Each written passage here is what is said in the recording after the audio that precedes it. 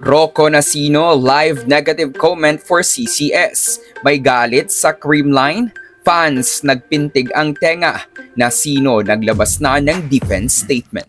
Good day ka-trending, this is Ron Michael, the voice artist of this channel. Ngunit bago natin yan pag-usapan, huwag mong kalimutan mag-subscribe and click the notification bell para updated ka sa latest Pilipinas Bollywood trends.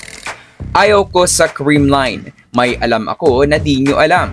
Yan ang binitawang salita ni Rocco Nacino live sa social media, kaya naman nagpintig ang tenga ng napakaraming Creamline supporters. Mas nagalit pa ang madla dahil ang recruitment ng CCS sa mga dekalibing players ay tinawag na cheap move ni Rocco.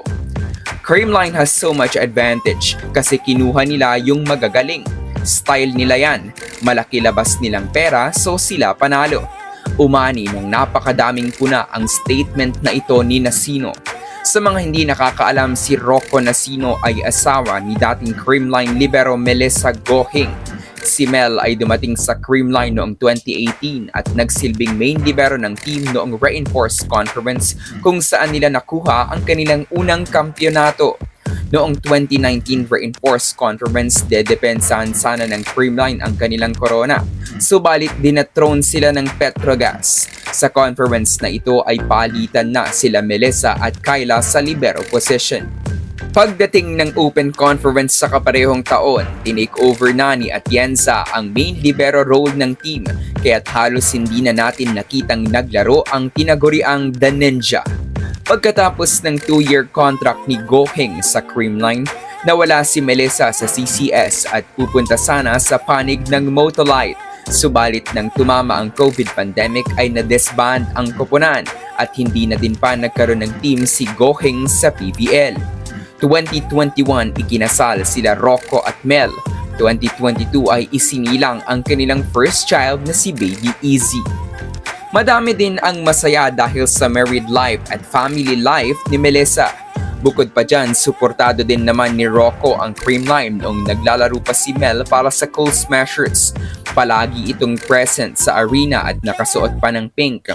Maging netong 2023 kahit wala na si Melissa sa PBL, ay nanonood pa din ng ilang mga games si Rocco ng live sa playing venues.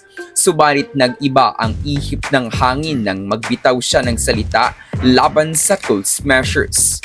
Ika nga ng ilan, may sama daw ba ng loob si Rocco sa Creamline management dahil nawala sa Team Good Vibes ang kanyang misis? Nag-release ng statement si Rocco dahil nga napakadaming komento na ang kanyang natanggap at natatanggap pa. Depensa niya dun sa may alam ako na hindi nyo alam ay personal sa kanya at kay Melissa ang statement na iyon na walang kinalaman sa Creamline. Wala daw siyang ina-attack ng specific na koponan. Dagdag pa niya, kung makakatulong ang kung anumang paraan para maging champions, go for it. Kunin ang lahat ng malalakas if it means winning. Tungkol naman sa cheat moves, pagsang-ayon umano ito sa strategy ng Creamline, saying na tama at smart ang ginagawa nila. Nang pinanood daw muli ni Rocco ang kanyang live ay nakakatuwa daw na may mga clips na kinap doon sa mga nagde-trending para magmukhang may masama siyang sinabi against someone. Nevertheless, sinabi ng aktor na kung nagbuka siyang mayabang at arogante ay pasensya na.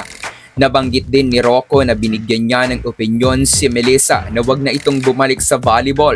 Pero kung gusto pang maglaro ni 4-time UAAP champions ay nakay Gohing pa din ang desisyon. Malaki ang pasasalamat ni Nacino sa Creamline dahil malaki ang naitulong ng team kay Gohing. Kaya naman wala siyang masasabi sa Cool Smashers. Humingi siya ng paumanhin sa buong CCS dahil nabulabog ang team. Nagsorry din siya kay Mel dahil nadawit pa siya at nalagay sa posisyon kung bakit tinatanong siya ng ilan kung bakit ito tumigil sa paglalaro. Sa totoo lang, walang masama kung isang koponan ay maituturing na super team ay nagre-recruit pa din ng ibang blue chip players. Hindi cheap move ang mas pagpapalakas pa, lalo pat defending champions ang Creamline. Which means na sa mga susunod na conferences ay sila pa din ang mananatiling team to beat hanggat hindi nabubuwag ang ice cream on top. Kaya naman walang imposible na kahit intact na at wala ng halos butas ang Cold Smashers ay kukuha pa din sila ng mga players na pang all-star kung ituring. Besides, ganun din naman ang ginagawa ng ibang koponan. Patuloy ang kanilang pagkuha sa mga highly skilled players at isa sa mga goals ng moves na ito ay finally ay matalo na ang Cold Smashers.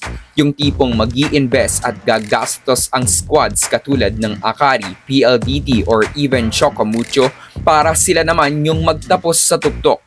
Ika nga ni Rocco sa kanyang statement, "Good vibes everyone." At sana'y ganito ang maging mantra ng lahat lalo pat iisa lang naman ang ating gusto at yan ay ang growth ng volleyball sa Pinas.